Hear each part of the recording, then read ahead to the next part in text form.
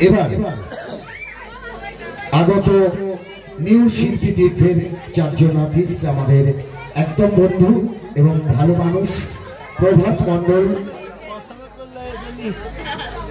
রাহুল মণ্ডল, প্রলয় মণ্ডল, সৌমেন মান্না, তারা পুষ্পক স্তবক দিয়ে আমাদের বন্ধুদেরকে বরণ করে নিচ্ছেন। সৌমেন মঞ্চে আসবেন। প্রভাত মণ্ডল নরেশ মণ্ডল মহাশয়কে পুষ্প স্তবক দিয়ে সম্মানিত করলেন। হাততালি জোরে।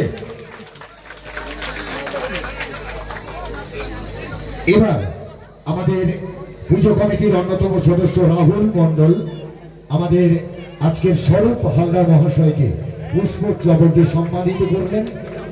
ধন্যবাদ। এবার আমাদের প্রলয় মণ্ডল, পুজো কমিটির অন্যতম সদস্য প্রলয় মণ্ডল কার্তিক হালদার মহাশয়কে পুষ্পক স্তবক দিয়ে সম্মানিত করলেন। ধন্যবাদ।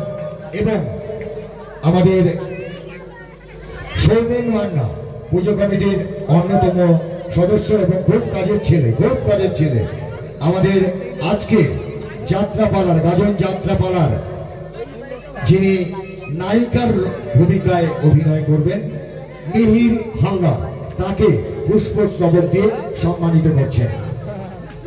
ধন্যবাদ। তো ওনাদের মধ্য থেকে কাইন্ডলি একটু যদি বলেন আপনাদের অভিজ্ঞতার কথা, খুব ভালো লাগবে। কে বলবেন? বলুন।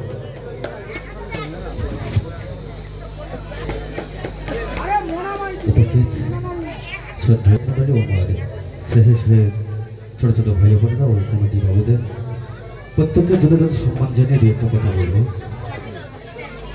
গাজন গান পরিবেশন করতে এসে যদি কোনো ভুল ত্রুটি করে থাকে নিজের সন্তান বন্ধু মনে করে আমাদেরকে ক্ষমা করে দেবেন।